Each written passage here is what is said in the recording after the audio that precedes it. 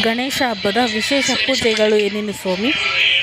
ನಗರದ ಕೋಲಾರಮ್ಮ ದೇವಾಲಯದ ಪಕ್ಕದ ರಸ್ತೆಯಲ್ಲಿರುವ ಶ್ರೀ ಮಹಾಲಕ್ಷ್ಮಿ ಸಂಕಷ್ಟಹರ ಗಣಪತಿ ದೇವಾಲಯದಲ್ಲಿ ಗೌರಿ ಗಣಪತಿ ಹಬ್ಬದ ಪ್ರಯುಕ್ತ ವಿಶೇಷವಾಗಿ ಸ್ವಾಮಿಯವರಿಗೆ ಉದಯದ ಪೂರ್ವ 6 ಗಂಟೆಗೆ ಪಂಚಾಮೃತಾಭಿಷೇಕ, ರುದ್ರಾಭಿಷೇಕ ಮತ್ತು ವಿಶೇಷ ಹೂವಿನ ಅಲಂಕಾರ, ಬರುವಂಥ ಭಕ್ತಾದಿಗಳಿಗೆ ತೀರ್ಥ ಪ್ರಸಾದ ವಿನಿಯೋಗ ಇರುತ್ತದೆ.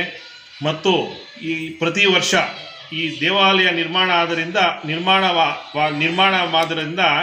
ಆವತ್ತಿಂದ ಪ್ರತಿ ವರ್ಷ ಕೂಡ ಒಂದೊಂದು ರೀತಿಯ ಗಣಪತಿಯನ್ನು ಒಂದು ಗಣಪತಿ ಆಕಾರದಲ್ಲಿ ವಿಶೇಷವಾಗಿ ಸ್ವಾಮಿಗೆ ಗಣಪತಿ ಇದು ಮಾಡ್ತಾ ಇದ್ದೀವಿ. ನಾರಿಕೇಳ ಗಣಪತಿ ಆಗಿದೆ ಮತ್ತು ಬಾಳೆಹಣ್ಣಿನಲ್ಲಿ ಗಣಪತಿ, ಪಂಚಫಲಗಳಲ್ಲಿ ಗಣಪತಿ ಮತ್ತು ಒಂದೊಂದು ವರ್ಷಕ್ಕೆ ಒಂದೊಂದು ರೀತಿಯಲ್ಲಿ ಒಂದು ಅಲಂಕಾರ ಮಾಡಿ ಸ್ವಾಮಿಗೆ ಭಕ್ತಾದಿಗಳಿಗೆ ದರ್ಶನ ಕೊಡ್ತಾ ಇದ್ದಾರೆ. ಈ ವರ್ಷ ಸ್ವಾಮಿಯವರಿಗೆ ದಶಸಹಸ್ರ ಮೋದಕ ಗಣಪತಿ ಅಂತ, ಆ ಸ್ವಾಮಿಯವರಿಗೆ ಮೋದಕ ಅಂದರೆ ತುಂಬ ಬಹಳವಾದ ಇಷ್ಟವಾದ ಪದಾರ್ಥ.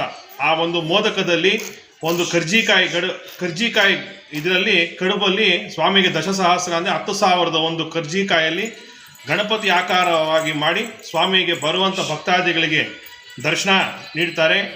ಈ ಗೌರಿ ಗಣಪತಿ ಹಬ್ಬದ ದಿನದಂದು ಹೆಚ್ಚಿನ ಸಂಖ್ಯೆಯಲ್ಲಿ ಭಕ್ತಾದಿಗಳು ಆಗಮಿಸಿ ಆ ಕಡುಬಿನಲ್ಲಿ ಮಾಡಿರುವಂಥ ಗಣಪತಿಯನ್ನು ದರ್ಶಿಸಿ ಅವರ ಸಕಲ ಇಷ್ಟಾರ್ಥಗಳೆಲ್ಲ ಆ ಗಣಪತಿಯವರು ನೆರವೇರಿಸ್ಕೊಡ್ತಾರೆ.